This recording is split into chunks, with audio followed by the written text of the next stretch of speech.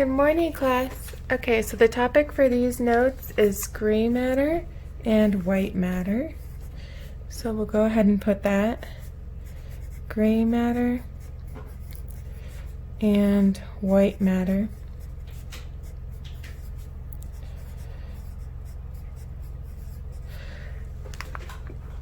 Okay, and our objective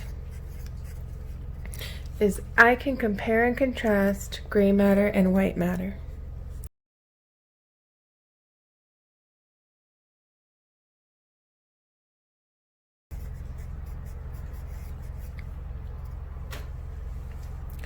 Okay, so for these notes, we're going to do a table. So we're going to go ahead and rotate the notebook this way. What did you guys tell me? Is this hot dog or hamburger? You can put it in the comments. I can't remember. We are going to make a table. We need to come down from our red line, maybe, I don't know, about ½ an inch. And we'll go across here at about ½ an inch. Okay.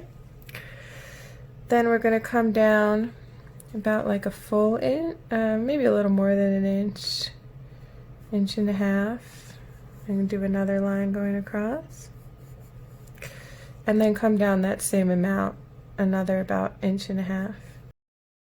Okay, and then we need to make our columns. So our first column, okay, so all of our columns we want to go every 6 lines, so including this one. So 1, 2, 3, 4, 5, 6. 1, 2, 3, 4, 5, 6. 1, 2, 3, 4, 5, 6. Okay, and we'll go ahead and drop those down.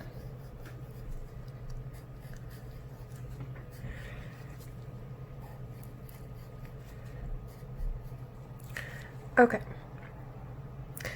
so now in this first box here, or skip the first box, so we're going to go to the second box actually. We're going to put location in brain.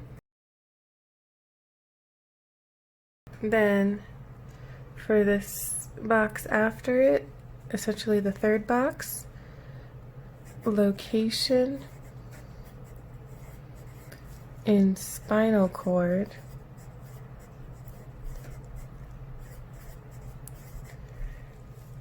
And then this final big box, we're going to put composition. Now coming down here, we are going to put in this box gray matter, and in this box white matter. I'm going to jump down here and we'll do our illustrations, and then we'll come back and fill in our table, because it'll make a little more sense once we have our illustrations that go with these pictures, or that go with the chart basically. Okay, so to start out with the first picture, so we're basically dividing this section in half. We're going to use half of it to make the brain and half of it to make the spinal cord. So we're going to draw, like, using the red line here, the kind of invisible red line as a guide. We're going to draw that, a kind of a half moon, and then we will take a dotted line across here. Then we are going to draw in a shape like that, and another shape like that. Okay. Then from the top, we're going to go from the top center, we'll go about halfway down and drop a little shape like that and fill it in, shade it in. And then in the center here, we're going to drop a little, or make a little T shape like that, and shade that in as well. So that represents open space. Both of those things represent open space. These are gaps. So then here at our dotted line, you just want to draw in like a darkened kind of fold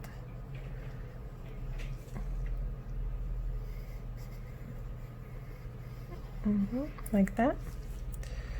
Just showing that it kind of folds in right there. And if you're doing this in pencil, you can kind of erase to give that illusion that it folds in right there. Okay, so now starting at the top here, we're going to come around. We're going to come around the edge and draw in some kind of like a scalloped edge.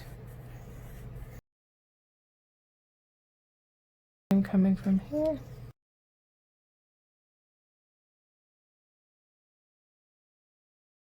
And then we're going to go back through and we're going to trace just a little bit of ways from that. We're going to trace like a little border around the one we just made, or inside the one we just made.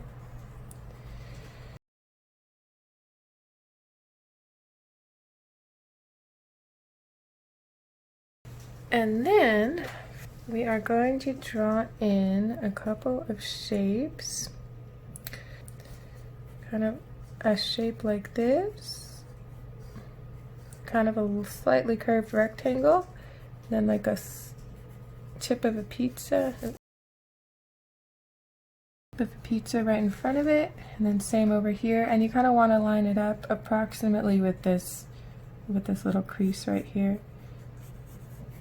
So we'll take that, the curved rectangle, and then the little piece of the pizza right there. And then we can draw in these two small little ovals right there at the tips of the T. And then it's not exactly anatomically correct, but we don't have a ton of space, so we're just gonna go with it. A little half moon shape and a little circle on top of it there. Okay. Now beside that, we're gonna do our spinal cord. So the spinal cord, we are going to do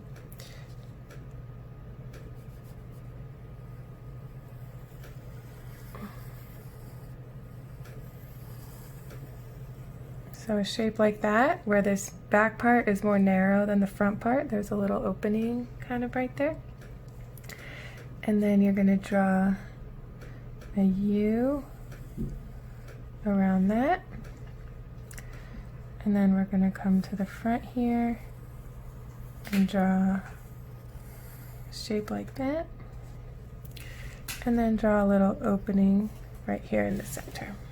Okay? So now, if you have another color, ideally if you have another color, but if you don't, that's okay. You can just go back and use your pencil and maybe do some lines or something to shade things in. We are going to color in this part, this little border part. So this is going to be gray matter. So this is called your cerebral cortex, this outer border part, and it is made out of gray matter. So we are going to go ahead and color that in for our gray matter.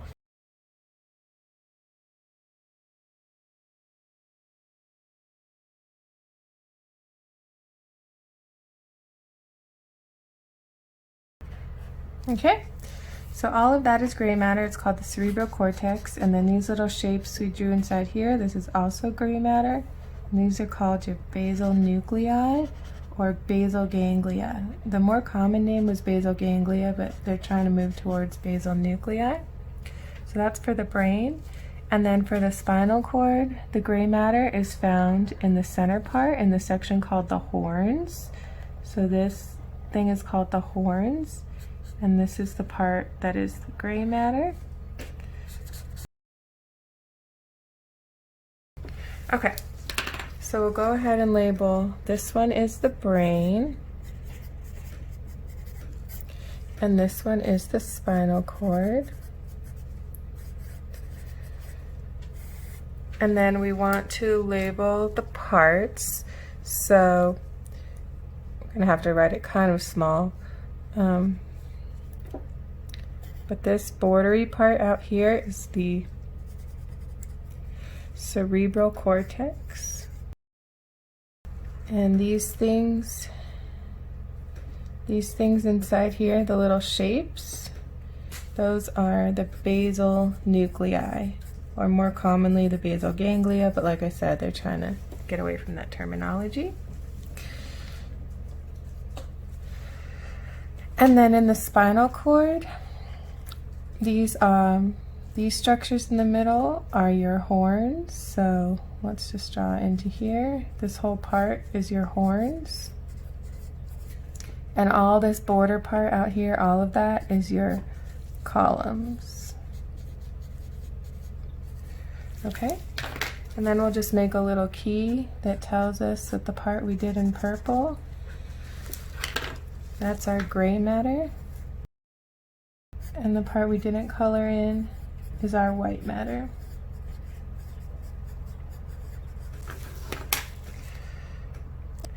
This way. So for this section, we cut it this way. We cut the head this way, like separating the front of the head from the back of the head. And then for the section in the spinal cord, we went this way, separating the top from the bottom, superior from inferior. Okay, so therefore, the location in the brain of gray matter, if we see that the gray matter is purple, and we look at this part being purple, so we know that the cerebral cortex is one location of gray matter. And then we also see that these little shapes are colored in purple, and they are the basal nuclei. So the basal nuclei is another location of gray matter. And like I said, you're going to hear basal ganglia a lot, but basal nuclei is the really correct term. Okay? And then the location in the spinal cord for gray matter. So let's go back to the white matter for the brain. So if we look at the white matter for the brain, it's all of this space in between the cerebral cortex and the basal nuclei. And there are some white matter structures that have specific names, but we'll worry about that more later this week. Okay, so now let's look at the spinal cord. So we said the gray matter, so we look for our purple again. So the gray matter is found in the horns. Oh, and so we would want to emphasize that, I didn't really leave a lot of room for it, so I'll just put it right here. So that the cerebral cortex here is outside. And then it's also deep inside. So if we notice that the cerebral cortex is on the outside and that basal nuclei is deep inside, so that would be like positionally how we could describe where the cerebral cortex and basal nuclei are. And then between cerebral cortex and basal nuclei, that's fine. It's just, in between, deep to the outermost layer, but superficial to the innermost layer. So, and then the location in the spinal cord, so the horns are going to be inside. So let's put inside. And then the columns where the white matter is, so location in spinal cord for white matter is columns, and those are outside.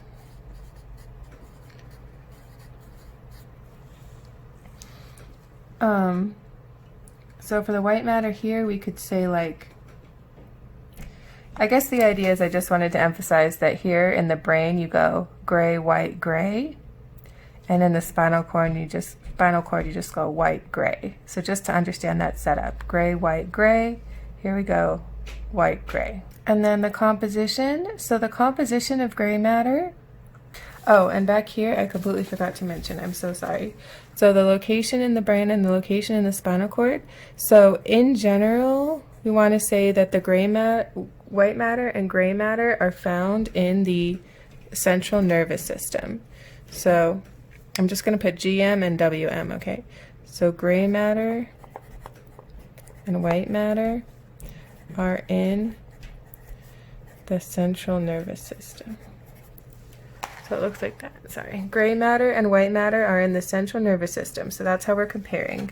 The comparison is that both are found in the central nervous system, but then we find that in the brain, the pattern of gray matter and white matter goes, so here we're gonna go gray, white, gray, from outside, middle, inside.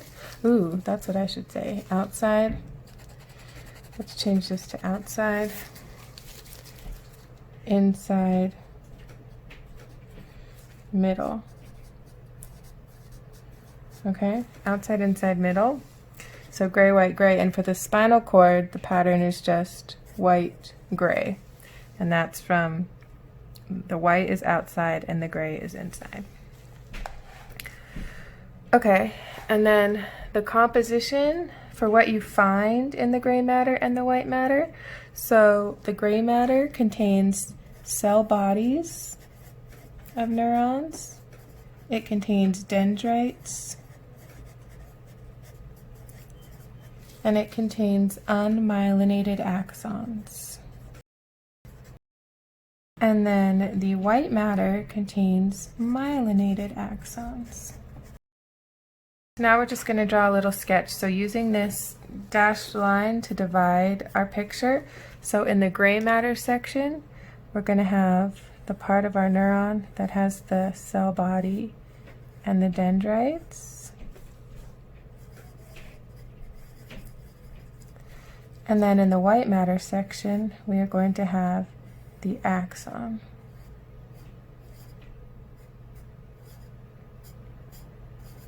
And around that axon, we want to go ahead and draw our myelin sheath.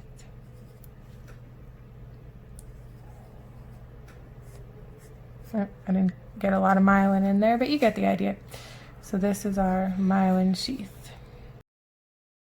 So what that's emphasizing is that in the gray matter, what you find is the cell body, you find the dendrites, and if we had another kind of neuron with no myelin, that unmyelinated axon would be here.